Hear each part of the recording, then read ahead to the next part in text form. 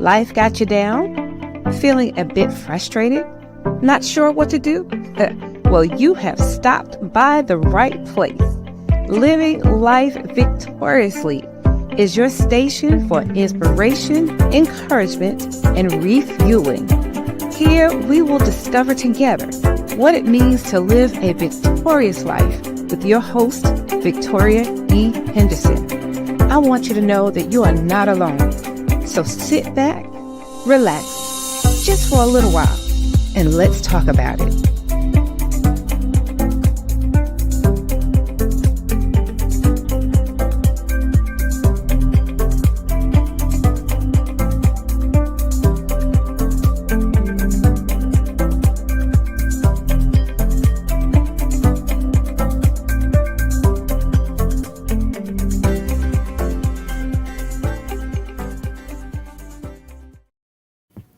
Good evening, and we're living life victoriously. Woohoo! One day I'm gonna get somebody to put some music to that, and have some background singers or something. We're gonna do a living life victoriously song. Woo! It's gonna be an original theme song. Good evening, Nikaeta. How are you, cuz? Thank you for joining. One day I'm gonna have some music. I like that. So living life victoriously. Yes. Good evening. Good evening, one. Good evening, all. Let me share the broadcast with just a few people, and then we will get on into it. I hope that you've had a wonderful day. Hang on. Let me share the love. Nikaeta, you're here already. Thank you, darling, for being here. Just invite a few folks along the journey and see if they'll come on in tonight. All right, just gonna send a few people, and then I put it to Facebook. But anyway, like I said, good evening, one. Good evening, all. Whew, welcome you once again to Living Life Victoriously. This is the place where we gather together to talk about what it means to live a victorious life. You know, I always like to say that we don't wait till we get to heaven to be happy, right? So we don't want to wait for the pie in the sky, but we can live a satisfying and happy life despite our challenges we face on this journey. I am your host, Victoria E. Henderson. And again, I welcome you all. Thank you for sharing, darling. Yes, we got to speak it into existence. I will have a victorious life. I am living a victorious life. I am. This broadcast is being seen on ALH Broadcasting here on Facebook and as well as on YouTube. And then as well as Living Life Victoriously's channel on YouTube. So please like and share the broadcast so others can join in the conversation. So how have you been since we were last together? I certainly enjoyed my last guest. I believe it was Michelle. My cousin Michelle Green was here, and she was talking about her unique abilities. She is disabled in some areas, but honey, she has a story to share. We got to talking so much that I felt I had to invite her back for part 2. So she is going to be my guest. Let me write that down and right now so I can remember to say it at the end of the show. Michelle Green will be back with us next in 2 weeks. She's going to be my guest again to continue the conversation on unique abilities. Because despite her having what the world deems as a disability, she's turned it into a message of purpose. And she's pushed through that pain and turned that into purpose. And I'm just doing good. I'm glad you're doing well, cuz. So glad. So that's Michelle Green. I'm not sure of the dates, but in 2 weeks, she'll be back. And I'm just excited to have her back. So let's get into a little bit what I want to talk about tonight.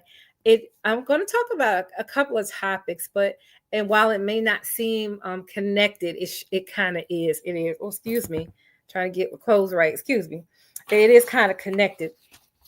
I've been sad. I've been sad the last few days. A girlfriend of mine, her brother passed away, and I've been a little sad about that. And then also yesterday, one of my mother's best friends passed away as well. And, my mom's not here. And at the moment, my mom is in the hospital. And it's just a lot of things going on. A lot of things have been triggered. We're into this season of Father's Day. And I want to talk a little bit about Father's Day. And then I want to talk about men's health. So stay with me because I'm going somewhere. But I got to give my definitions. And as we begin to talk about grief, I wanted to say what exactly is grief. I felt it, I've experienced it, I'm experiencing it now. But I wanted to talk about it a little bit and give everyone a little bit of encouragement. Grief is the natural emotional response to loss, whether it's the death of a loved one, ending a relationship, or other major life changes. It's a painful process that involves a range of complex emotions like sadness, anger, denial, and confusion. Grieving is the process of adapting to life without the person or the thing that was lost. And I'm going to read that again because I am so that statement right there really really hits home. Grieving is the process of adapting to life without the person or the thing that was lost. And I remember seeing something on Facebook. Someone had lost their mother, and they had one of those memes, and the meme said, my mom taught me everything. What she didn't teach me was how to live life without her. And I thought that was really impactful and very poignant statement. How do you go to this new normal? And we have to, I think it's that we have to understand grief. Good evening, family. Hugs to you. So I just told the peoples that you are going to be with me in 2 weeks. I'm so excited for our part 2. So hi, Michelle. So glad you are. Please share the live. Grieving can take time for individuals to process their emotions and move forward. Grief. So we need to understand what grief is. Grief is a deeply personal experience, and there's no right or wrong way to grieve. Everyone grieves differently, and the length of time it takes to heal varies greatly. And I really like that statement. There's no right or wrong way. Everyone does process things differently. And I remember a girlfriend of mine on Facebook lost her mom, and she was posting like every day how much she missed her mom, how hard it was for her. And I could tell that by some of the responses, some people were like, almost a little tired of her posting that, and I every time she posted, I would just, tell her I love her or put a heart on there or something, because sometimes you don't know what to say. She's expressing her grief on social media, but a lot of us don't do that. We keep it to ourselves and, don't want everybody to know. But the definition here keeps going. It says how grieving versus mourning. Now, this was interesting to me. Grieving is the internal emotional experience of loss, while mourning is the outward expression of grief, which can include ritual ceremonies or other ways of honoring the loss. So if you think about that statement, hi Sabrina, how are you tonight? Yo, one of my bestest friends in the world is on. Thank you for joining, darling. I appreciate it. Love you. I like that statement because it says grieving is internal while mourning is the outward expression. So in that scenario of my girlfriend who lost her mom and was posting every day, that was the way she was mourning, and she was really going through it. And I noticed the posts have stopped a little bit, but at one point it was a lot. And I'm just grateful that I know everybody may think social media is not the place for it, and some people may not want to be transparent, but she was really hurting, and you can tell that by her post. So I was glad she had that outlet. My baby said, "I love you too." Yes, ma'am. Looking so beautiful. Thank you for sharing your pictures today. So how do we cope with grief? We define what it is. We know people go through these things, and it's a process. And number one, it says allow emotions. It is important to allow oneself to feel the full range of emotions associated with grief without suppressing them or avoiding them. Now, I am really big on this, and this is talking to me tonight. I am big on that. I remember I lost a very good friend January 22nd, 2015. One of my friends was killed in Atlanta, and he was I just loved him. He was just it was so funny. He would call me singing hymns and carrying on, and just I still miss him. And when things go happen to me that I want to share, I'll be like, oh, I gotta call Courtney. And then it comes again that he's not here. And I miss my friend, I'm telling you. But I don't think that I allowed myself to really feel it. And why I say that, because I didn't go to the service. It was in Atlanta. I didn't, they cremated him, and I was like, why am I going? That was my thought. The first my thought was, I wish I had went now, but it was like, why am I going? I'm not even gonna be able to see his body.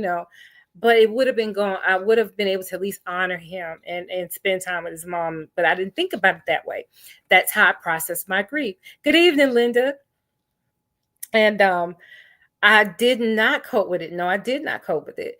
And you know what I did the next day? I got up and went to work. I got up and went to work like nothing had happened.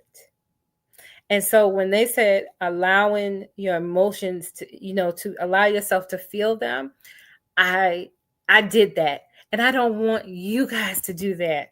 We have to allow ourselves to feel and be in those moments. And while it may be uncomfortable, I believe that holding in your grief, holding in all those emotions really contributes to your health not being as well as it could be. And I have to say that for myself, and in just being completely transparent. Holding in the grief and the pain, I think has maximized some of the health challenges that I've had since then, because I didn't allow myself to cry that much, or I got to keep going. I got to go to work. I got to do this and that. And I didn't face it, but I miss my friend. And it says, seeking support. The Center for Disease Control and Prevention recommends to talking to somebody. Talk to your trusted friends, a family member, or grief counselors. I remember when I was 16 and I lost my best friend, one of my best friends, and he drowned. And I know may have heard me talk about him before, but this happened in 1981, 1980, and they did not have grief counselors. And so we went back to school. It happened in the summer, but we went back to school, and nobody wanted to talk about it. I wanted to talk about it, and I was like, oh, Mervin would like this. And then finally one day somebody said to me that I make them feel uncomfortable because I want to talk about Mervin, and they did not. And I was like, wow. So I learned to be quiet about how I felt about my grief and my pain, because I miss my friend. Like I said, it happened to me with the loss of your father. You weren't able to talk about it either, sweetie. But they also said, well, what my point was that now, like you see, when the shootings happen in schools and all that, first thing they say, counselors are set up to talk to the children. And I really, really, really am happy about that. That whatever situation may go on in the schools, the children have someone to talk to, because it's really important. It says maintaining a routine, establishing a sense of routine can help individuals feel a sense of normalcy during those difficult times. And also they said self-care. Taking care of your physical and mental health is crucial during the grieving process. Include eating healthy, getting enough sleep, and engaging in some enjoyable activities, even though you may not feel like it. I know that today I really wasn't very hungry, and I know that because my heart was heavy, and it just changes your whole physical, and I said, I got to talk about it. So I think this to me tonight is a way of helping me cope, because I feel like I'm helping somebody else. If you're grieving, or if you know somebody who's grieving, And it could be that your loved one, like my friend, died in 2015. Here we are, 2025. How many years later? But I still remember where I was when the call came in, how I felt, how I just almost dropped to the floor. I just couldn't believe it. I didn't want to believe it. And we found out on Facebook. And so that's another pet peeve of mine. You know, if I know you may announce it on Facebook because you want so many people to know what happened, but sometimes it's just hard to get that kind of news on Facebook. So if somebody's close to you, tell them before they see it on Facebook, because that's really hard, and that doesn't help with the grieving process. Nikayetta says she didn't cry, talk, or grieve. I tried to commit suicide. Oh, I'm sorry, sweetheart. And I know that you're talking to someone now. I hope you are. But I'm sorry when you happen the loss of your father. And lastly, it says professional help. For individuals struggling with intense grief or complicated grief, seek help from a mental health professional, and it really can be beneficial. So, I wanted to talk about this grief, and you know what, Nick, you kind of rolled me into the next subject I wanted to talk about, which is Father's Day. You know, Sabrina said, Nakayet, I'm so sorry. And we are sorry that you had to go through that. And I want to get Nakayeta on this show because she has a story to tell as well. And Sabrina, if you ever want to come on the show, you have a story to tell as well. We all have stories to tell that could help each other along this journey. And I wanted to talk about Father's Day a little bit because it is not the best day for me either since I lost my dad. And I remember that too. I remember very clearly where I was when I got the call that he had passed out. And I just wanted to talk about Father's Day a little bit. Father's Day was established in the early 20th century in the United States to honor the fathers. It was inspired by Mother's Day and originated in Spokane, Washington, with a woman called Sonora Smart Dodd, who wanted to honor her single father. So the first Father's Day was celebrated on June 19th in 1910. And here we are in 2025. This was started before we were even born. While it gained initial support, it wasn't officially recognized as a holiday until 1972. And let me tell you the path it took. Sonora Smart Dodd was raised by her father after her mother's death, and that inspired her to create the day after she attended a Mother's Day service. So that Mother's Day service bothered her that there wasn't something out there for fathers because she was living with an example of a father who stepped up. I mean, wow, in 1910. So she organized the first Father's celebration with support from the local YMCA and the churches. The idea of Father's Day was met with mixed reactions. While some supported the day, others were hesitant, especially male figures. Presidents like Woodrow Wilson and Calvin Coolidge expressed their support for Father's Day, encouraging the state governments to observe the holiday. President Lyndon B. Johnson designated Father's Day as the third Sunday in June in 1966. 1966. So then I was 2 years old, almost two.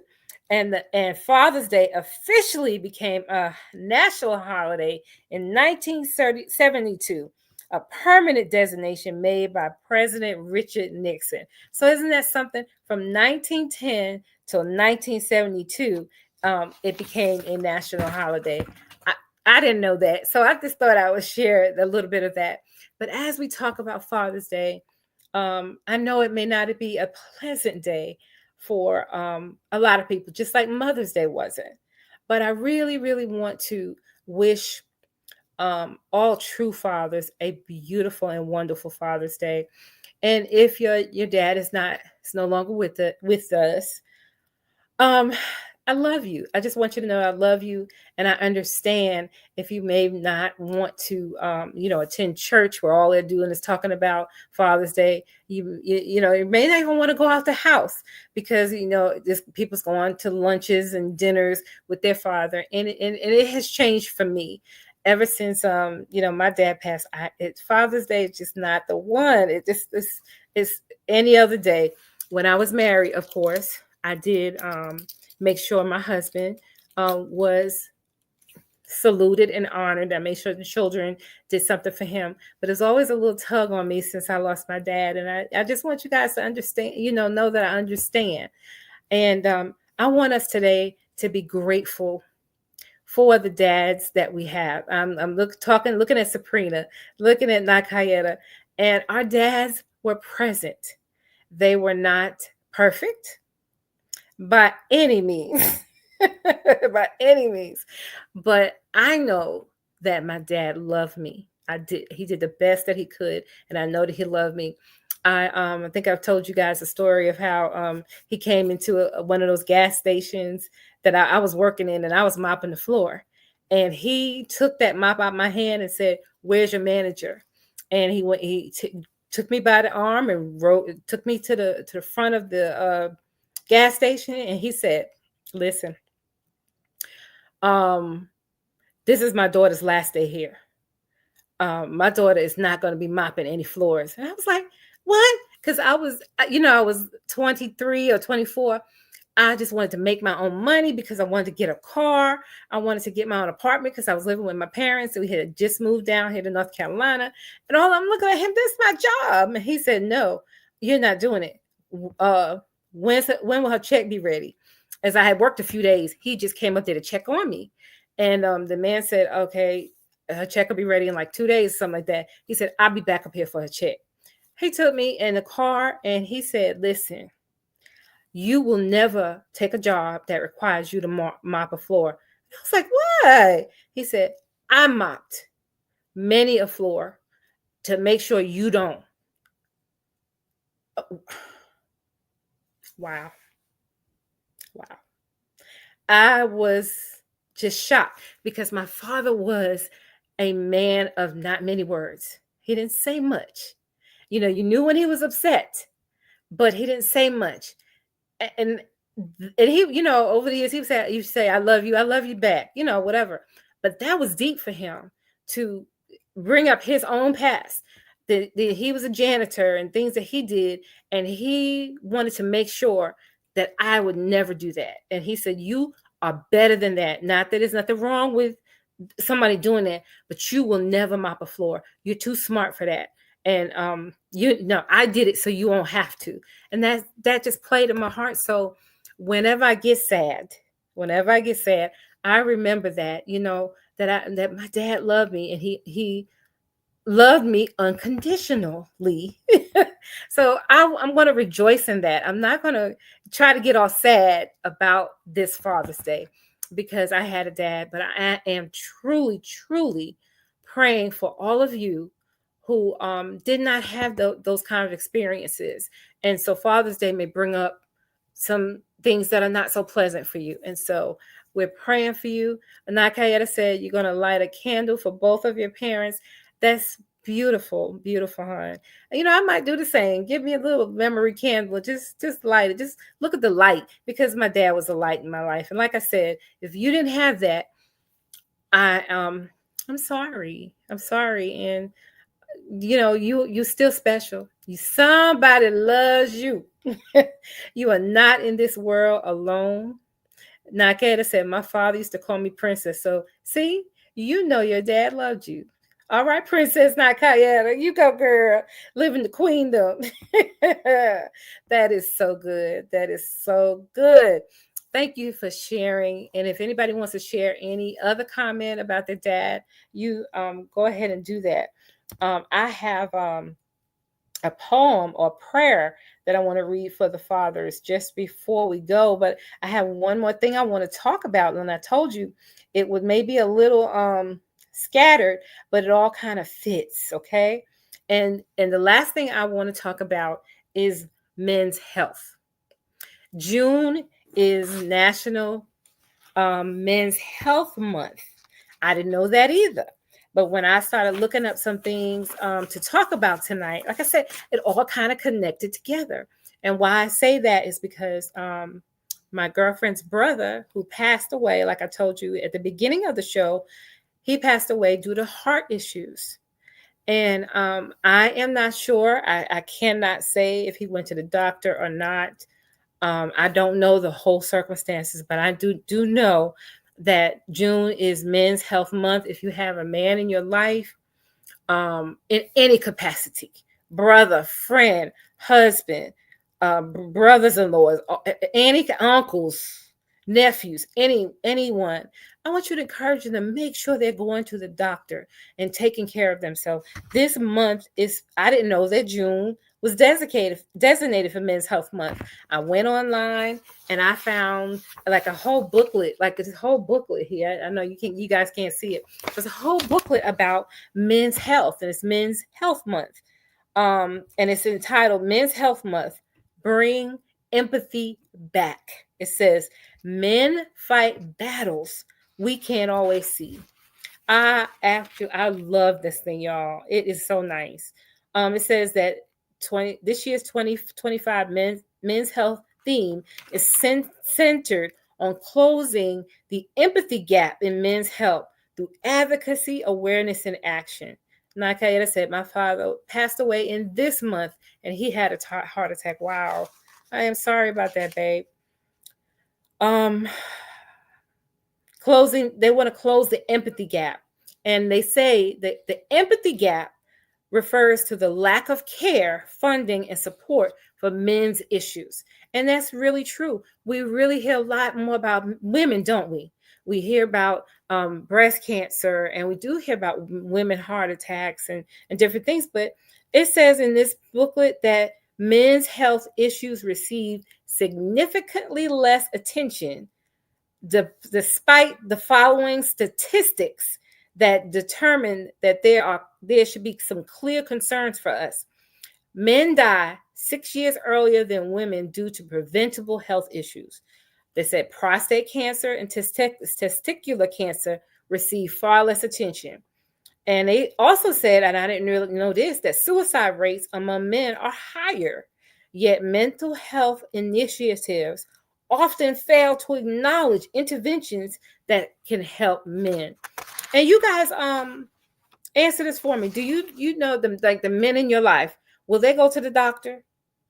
I was talking to a girlfriend of mine earlier today, and she was talking about one of her boyfriends that he really needs to go to the doctor, and he's like hesitating.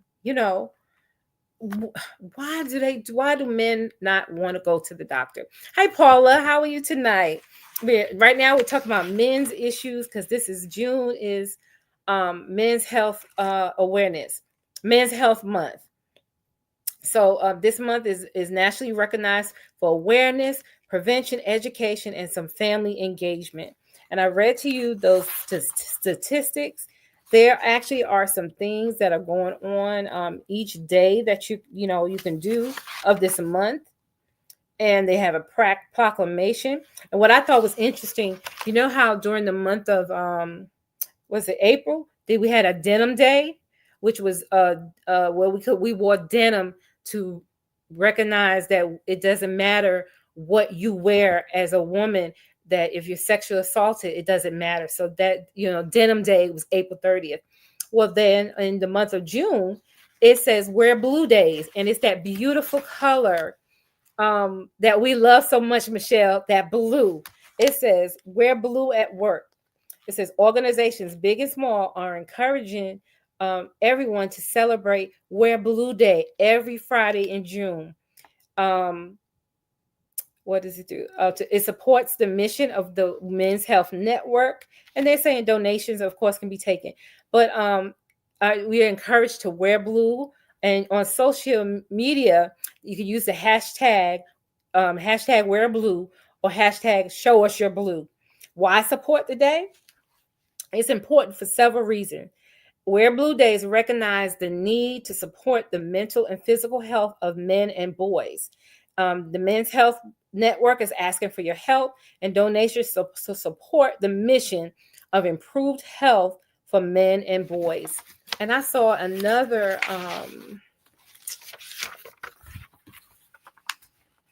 uh in this page, it talks about social media examples of how you can start the conversation. It says, because family health matters. It says, use these steps to engage your loved ones. Know your family health and history and risk.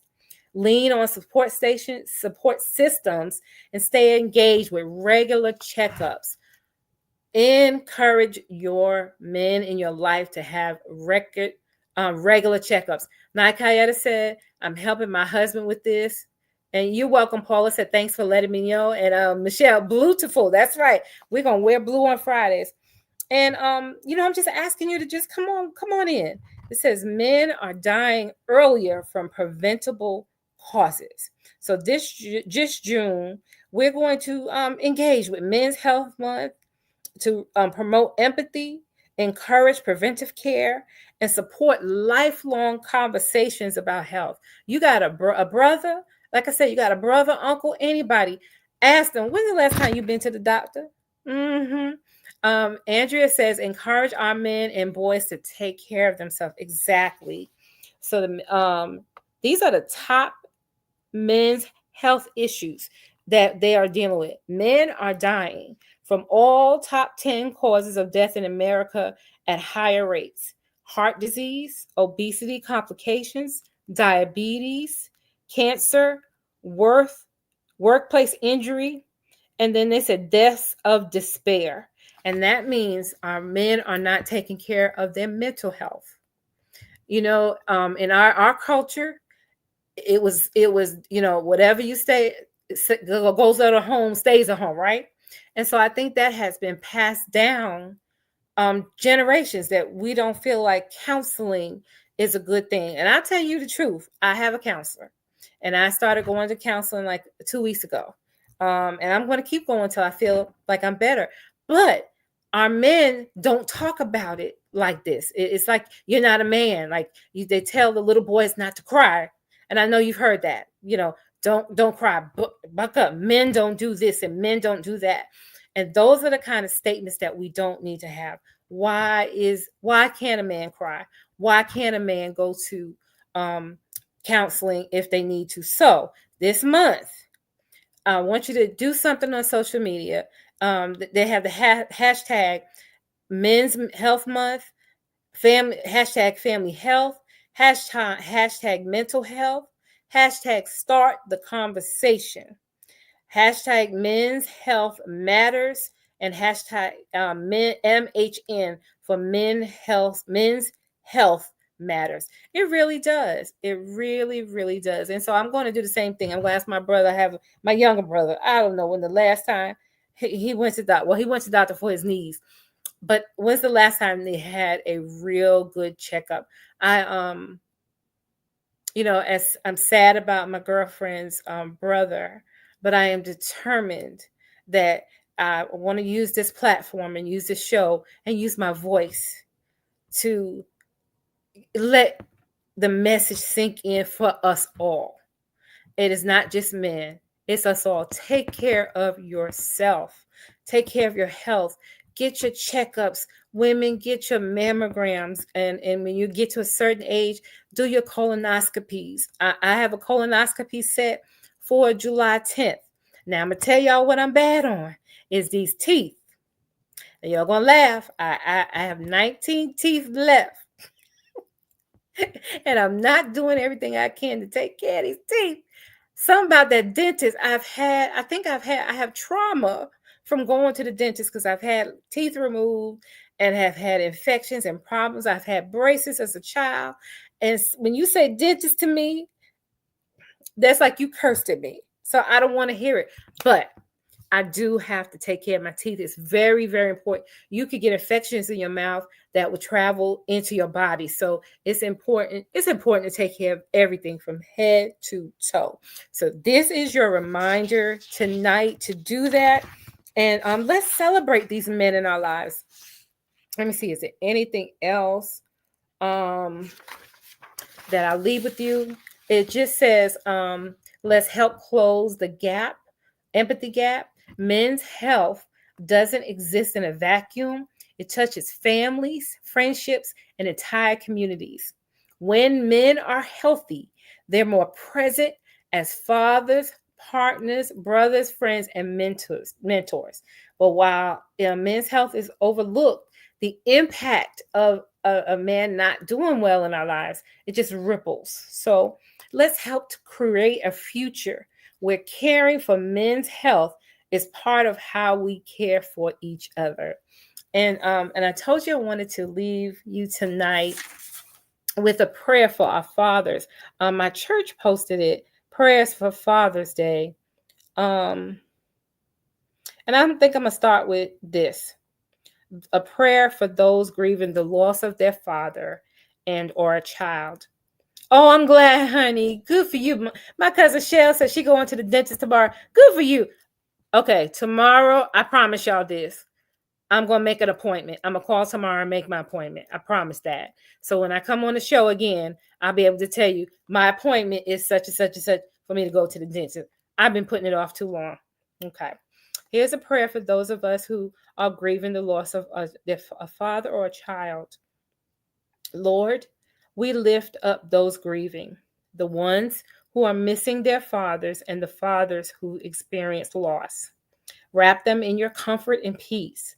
For those longing to become fathers or carrying unspoken grief, God, we ask that you would remind them that you see their hearts, be their refuge and their comforter. So on this Father's Day, and I'm going to put it in every day, may your love fill every gap. And so for our fathers, a prayer for fathers and father figures. God, we thank you for the gift of fathers, those who lead their homes, love their children, and reflect your heart. We pray for strength, patience, and wisdom as they guide their families in faith. Bless every dad, stepdad, mentor, uncle, and spiritual father who pours into their children with grace and courage. May they feel honored, seen, and celebrated this weekend, this day, and always. And then the last prayer was a prayer, just a prayer for Father's Day. Father, we thank you for every man who has taken on the sacred responsibility of fatherhood. May they continue to lead with humility, serve with love, and grow in you daily. We ask that you would continue to give them an overflow of joy as they walk confidently in this role. Give them honor for their sacrifices and give them rest in their spirits. May they always know that their impact is eternal and their presence is needed. And Lord, I'm going to add a little bit since we've been talking about health. Lord, I pray for all the men that they would be happy, healthy, whole in every way. Amen. Amen. So, guys, that's all I have for you today. Ida says she's going to the dentist tomorrow. Yay! If I have done anything, just encourage you to take care of yourself. And life is precious. Life is precious. My girlfriend's brother, about a little over a month ago, maybe a month and a half, my girlfriend lost her grandbaby. So we were at the funeral. I walked in the funeral with on the arm of my girlfriend's brother, and I've been around him many years, so he was like a brother to me too. I walked in the funeral on his arm. We sat next to each other. We comforted each other as we both cried. And I told him I loved him. He said, I love you too, Vic. And so listen, that's what I'm holding on to. The last words he said to me was, I love you, Vic. And guess what? My dad's last words to me was, I love you. I had gone over to the house the night before, fixed something in the house for them because my dad and mom had just moved. And I set up the TV so he could see his Westerns. And he turned and looked at me. He said, baby girl, thank you. I love you. And I said, I love you too, Daddy. I'll talk to you tomorrow. And that's the last conversation I had with my dad. He said, I love you. And so I'm going to leave that with you guys tonight. I love you. I love you. I thank you for coming on the broadcast. I thank you for just being here. I thank you for your comments.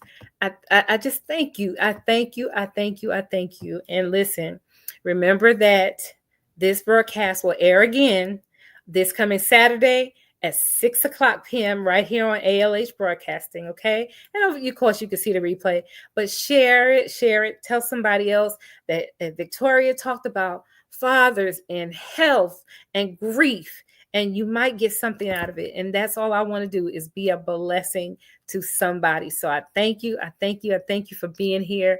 I couldn't do this without you. So I'll see you in 2 weeks. And again, my guest is going to be my beautiful cousin, Michelle Green, to come back and talk about living again with unique abilities. We just ran out of time last time, so we just gonna get right into it in 2 weeks. I'll see you then, and I just appreciate you. Remember to live life out loud, live life on purpose, and live life victoriously.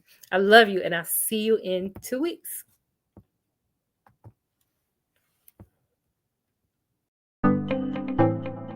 I pray something you heard on today's show has helped you and has given you the encouragement to keep on pressing.